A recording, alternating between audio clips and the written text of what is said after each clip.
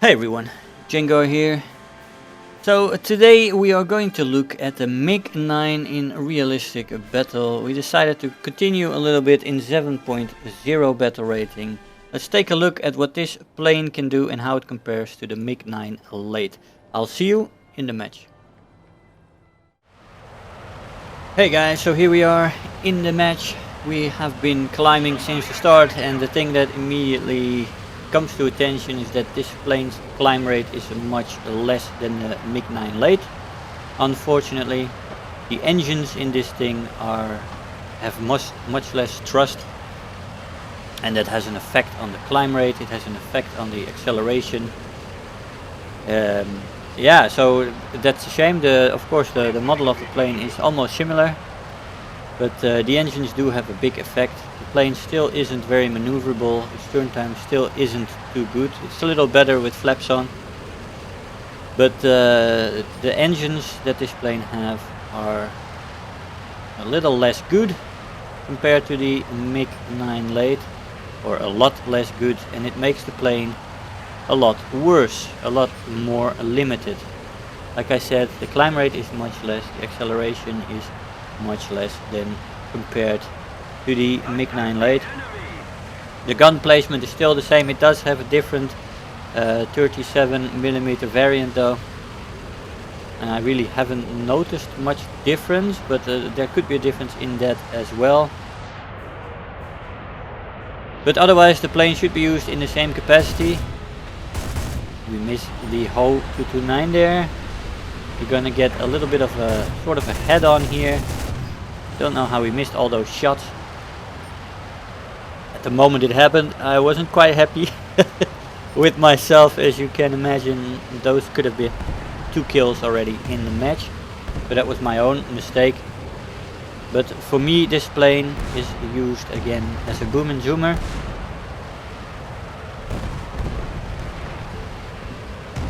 Also that this thing doesn't have an air brake, so you've got to slow this thing down in the traditional sense of the word, which is using the elevator, making rolls, stuff like that, to slow the plane down in a dive.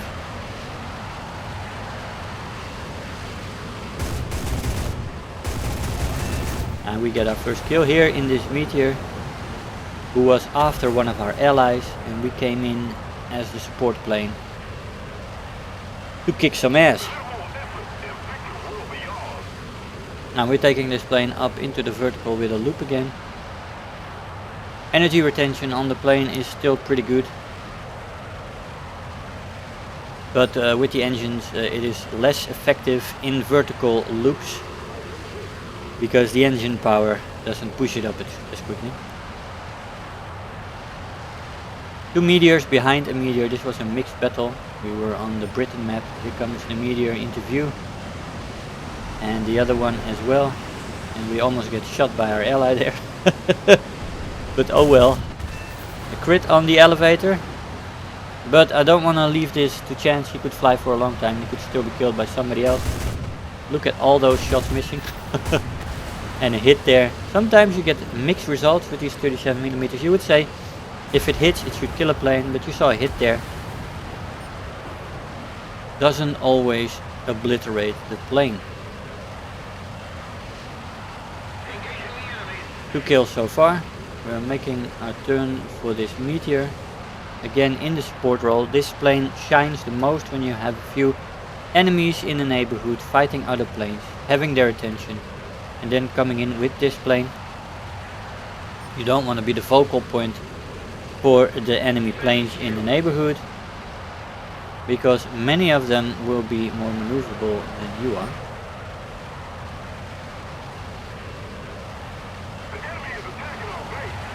Let's see if we can catch this meteor. No, he's killed already by the meteor, and we're gonna turn in, see if we can find any enemies. The Me-262 that was there also seems to be gone. Yeah, he's also gone.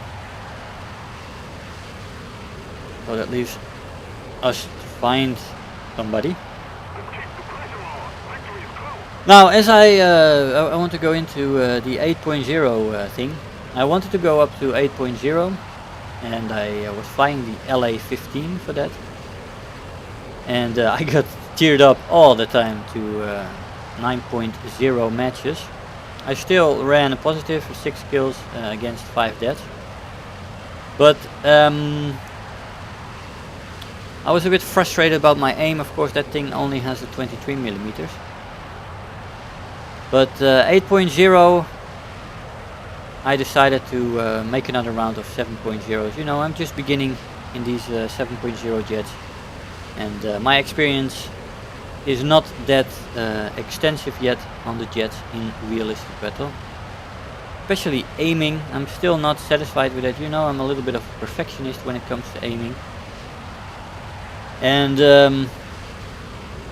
yeah, that is something that needs to be developed. I tried out the Mig-17 for a little bit. It also has the 37mm, of course, but it's placed lower.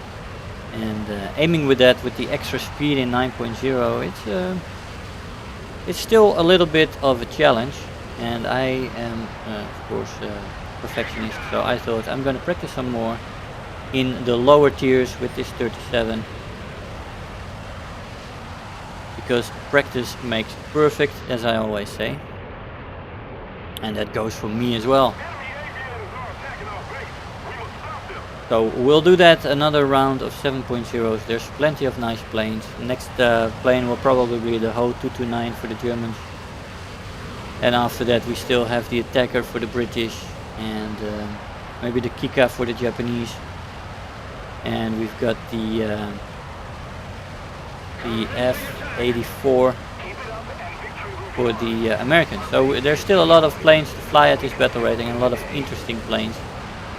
And after that we can step up a little bit again with some extra practice under our belt for aiming.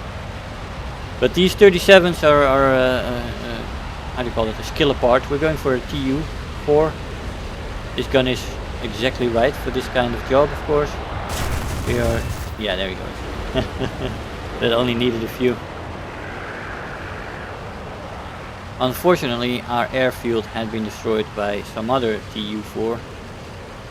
And the match being over, I thought, why not go for it? Let's see if we can find something else here close to the airfield. We did see a plane there earlier on. The tickets are running out very quickly, and we are actually gonna lose this match. Yeah, there we are. 4th place in the team with our 3 kills. There's that TU-4 that killed our base. Let's check the scoreboard and see what we got for this performance.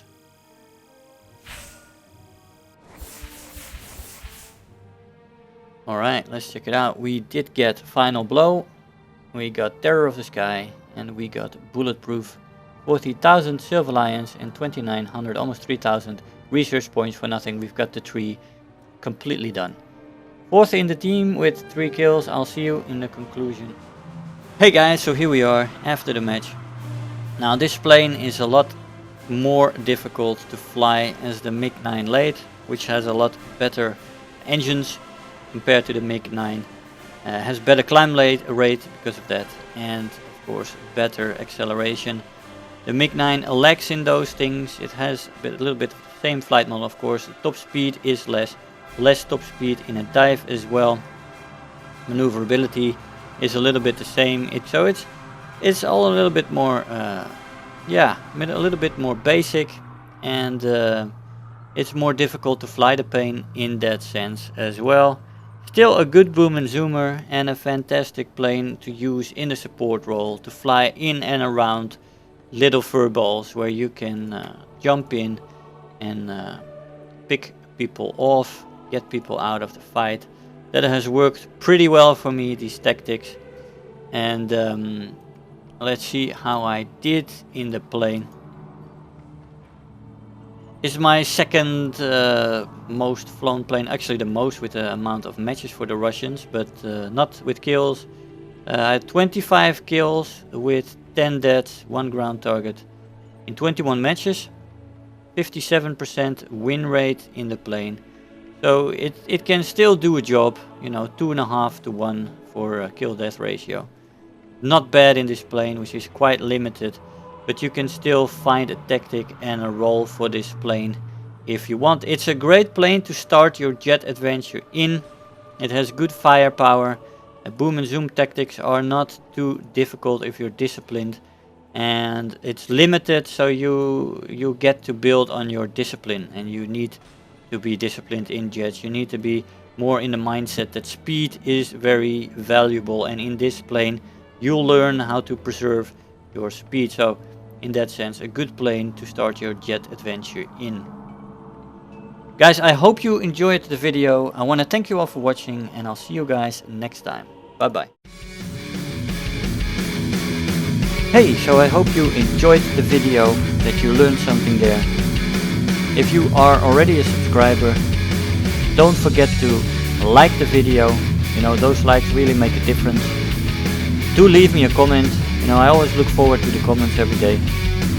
And if you really feel like helping out today, make sure to share the video with your friends and let them know about the channel. If you're new here, make sure to hit the subscribe button, become part of this community.